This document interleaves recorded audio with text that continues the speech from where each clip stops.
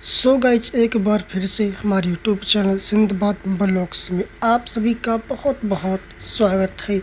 जैसा कि मेरठ के 8 गांव में ना जमीन बिकेगी और ना होगा निर्माण भूमि, अधिग्रहण की प्रक्रिया शुरू होगी तो कब शुरू होगा। जैसा कि गंगा एक्सप्रेसवे के लिए मेरठ जनपद के 9 गाँव में कुल 181 हेक्टेयर भूमि की खरीद सीधे भूमि मालिकों से की जानी थी, लेकिन इसमें से 25 हेक्टेयर भूमि विरोध और विवादों के कारण नहीं मिल सकी। ऐसा ही एक्सप्रेसवे के अन्य 11 जनपदों में भी है। लिहाजा यूपीडा ने सभी जनपदों में इस भूमि की अधिग्रहण प्रक्रिया शुरू की है।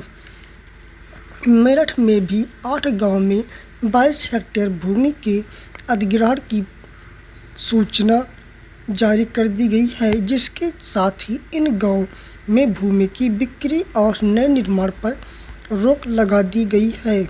जिलाधिकारियों को भूमि की दरें निर्धारण का अधिकार दिया गया है, जबकि भूमि में मालिकों को अधिग्रहण पर आपत्ति करने के लिए 60 दिन का समय दिया गया है। जैसा कि हम बता दें कि अधिग्रहण की जाने वाली गांववार भूमि गांव का नाम भूखंड संख्या क्या है, जैसा कि एक है भदोली, अटोला, साफियाबाद, लोटी, खड़खड़ी, गोविंदपुर, अतराड़ा, बिजौली, भगवानपुर। कुल इनका कहना है कि भूमि अधिग्रहण की अधिसूचना प्रकाशन के बाद अब तेजी से एक्सप्रेसवे के लिए भूमि उपलब्ध कराई जाएगी। तो जैसा कि इसमें जो बताया गया आपको कि गंगा एक्सप्रेसवे के लिए मेरठ जनपद में 25 हेक्टेयर भूमि की खरीद भूमि मालिकों की सहमति से नहीं हो सकी थी। कुछ किसान इसका विरोध कर रहे थे, जो अधिकांश ज़मीन कोर्ट केस और आपसी झगड़ों में फंसी थी।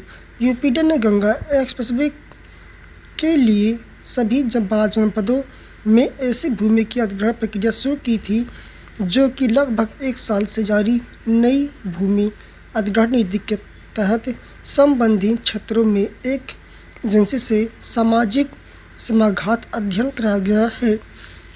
उक्त अध्ययन रिपोर्ट का 7 सदस्यों की विशेषज्ञ समिति से परीक्षण कराया गया है। सभी स्थानों से सकारात्मक रिपोर्ट मिलने के बाद अधिग्रहण की अधिसूचना तैयार की गई है। औद्योगिक विकास विभाग की सिफारिश पर राज्यपाल ने अधिग्रहण की प्रक्रिया शुरू जारी की जाएगी। तो अधिसूचना के तहत उक्त भूमि की दरें निर्धारित के लिए जिलाधिकारी को अधिकार दिया गया है। जिलाधिकारी ही उक्त भूमि के संबंध में निर्णय लेंगे। अधिग्रहण की अधिसूचना में स्पष्ट निर्देश दी है। अधिग्रहण से कोई भी परिवार विस्थापित नहीं होना चाहिए। संबंधित 8 गाँव में जमीन की बिक्री और उक्त भूमि पर नए निर्माण पर रोक लगा दी गई है। अधिग्रहण की कार्रवाई पर भूमि मालिक अपनी आपत्ति भी जिलाधिकारी कार्यालय में दर्ज करा सकते हैं। इसके लिए 60 दिन का समय लगा है। योजना का नक्शा भी जिलाधिकारी कार्यालय को देखा जा सकता है।